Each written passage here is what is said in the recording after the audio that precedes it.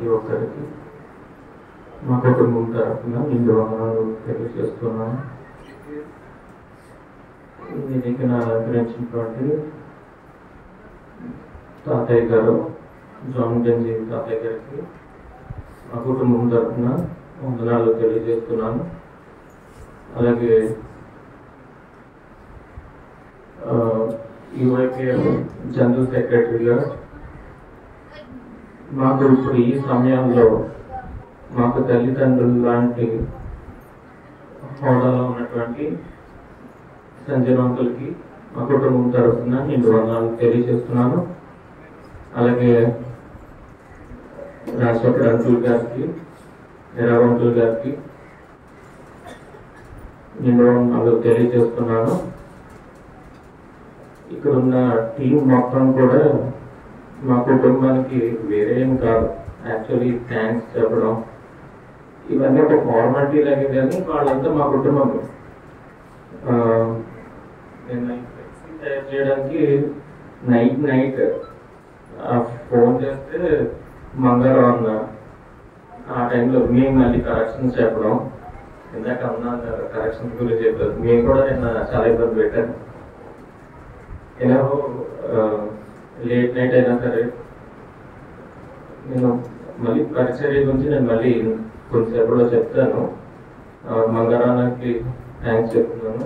అలాగే పాచానకు, అలాగే దుబాయ్ దేశంలో అసిస్టెంట్ మాస్టర్గా పనిచేస్తున్న సుందర్ కుమార్ గారికి, అలాగే శ్యాంబాబు గారికి, అలాగే యుఐపిఎఫ్ కన్వీనర్గా ఉన్నటువంటి శాలిమానకు నిండు వందనాలు తెలియజేస్తున్నాను. ఇలా చూసుకోవాలి, ఎందుకంటే అందరూ ఏంటంటే మా అలా తిరుగుతూ ఉంటారు. ఇక్కడ మా ఫ్యామిలీ మేము 8 మంది. ఈ 8 మంది జనరలైజ్ అయినప్పుడు కన్ఫ్యూజ్ అవుతుంటారు కదా. అలా ఇక్కడ ఈ ఎక్స్టెండెడ్ ఫ్యామిలీ చాలా పెద్దది అనమాట. అందరూ ఈక్వల్ గా చూపించేవాడు. ఇటువంటి గొప్ప ఫ్యామిలీని ఇచ్చిన దేవునికి కూడా వందనాలు తెలియజేస్తాను. అయితే మమ్మీ గురించి కొన్ని విషయాలు తెలియజేయడానికి ఆశపడుతున్నాను. యాక్చువల్లీ నేను ఇందాక మాట్లాడమని అడిగినప్పుడు నేను మాట్లాడలేనని చెప్పాను. కాకపోతే దేవుడు ఇచ్చిన ఒక అవకాశంగా భావిస్తున్నాను. డాడీ గురించి ప్రత్యేకంగా ఎవరికి చెప్పనవసరం లేదు. డాడీ చేసిన పరిచర్య కానీ, డాడీ యొక్క సేవ విధానం కానీ చాలా చెప్పుకుంటూ వచ్చారు. మీకు చాలా సుపరిచితులైన వ్యక్తే డాడీ.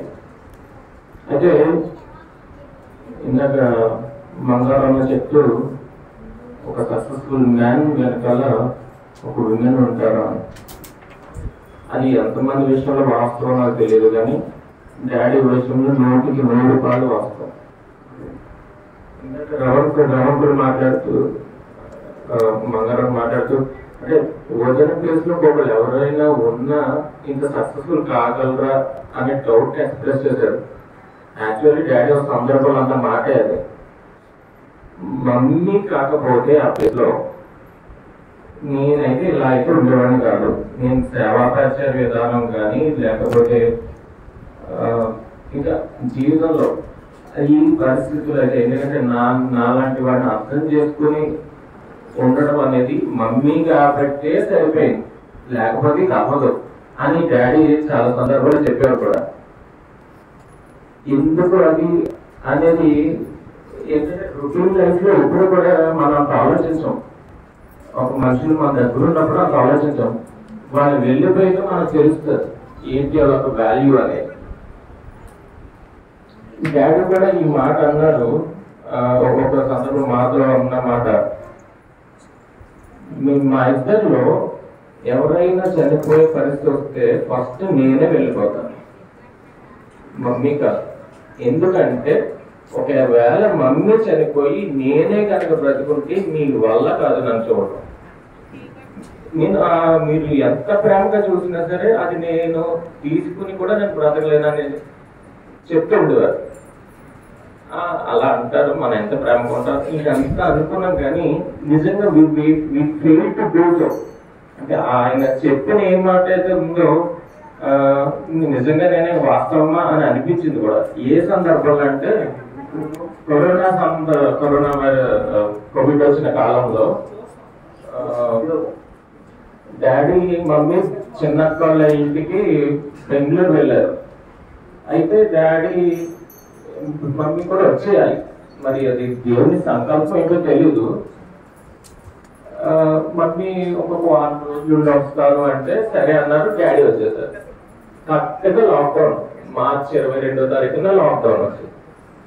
తర్వాత మళ్ళీ మమ్మీ తిరిగి రావడానికి 3 నెలల సమయం పట్టింది. ఆ 3 నెలల సమయంలో నిజంగా నమ్మండి, ఆ 3 నెలలక చాలా మంది డాడీ చూసి ఏంటంటే ఇలా చిక్కిపోయారు, ఏంటి ఇలాగా అయిపోయారు, నీరసంగా ఉన్నారు ఏంటని అన్నారు. అంటే ఒక్క 3 నెలల వీళ్ళ గ్యాప్ ఎంత డిఫరెన్స్ చూపించింది అనేది. అంటే మేము ప్రేమగా చూసుకోలేకపోతే నిజంగా అంటుకోలేము కూడా. ఎందుకంటే మమ్మీ అక్కడ నుంచి ప్రతిదీ మమ్మీ ఫాలో అప్ చేసేది. టాబ్లెట్ ఇచ్చారా, తర్వాత చోడజామ్ ఇచ్చారా, ఈ ప్రొసీజర్కి నేను ఇంకొక ఎగ్జాంపుల్ కూడా చెప్పాలి. ఇదంతా మాకు వాళ్ళు గుర్తు చేస్తూ వస్తారు. మమ్మీ గుర్తు చేస్తూ వస్తున్నా సరే, అక్కడి నుంచి ఫోన్ చేసినా సరే మేము ఇక్కడ ఇవ్వడంలో లేట్ చేసేసేవాడు. అలాగే డాడీ టాబ్లెట్ ఇవ్వలేదు ఏంటని చెప్పేసి అడిగే టైప్ కూడా కాదు. అలా కాముకుంటారు అంతే. అది మేము అర్థం చేసుకోవాలి. అసలు ఆ టైప్ విధానం అంటే అటువంటి విషయంలో మేము ఎంత ఫెయిల్ అయ్యామనేది ఆ రోజు మాకు తెలిసింది.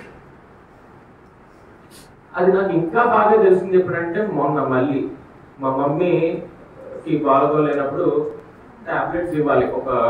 ఒక రోజుకి ఒక 10 టాబ్లెట్స్ అలా ఇవ్వాల్సింటే దానికి సంబంధించి ఒక రాసుకున్నాం అనమాట.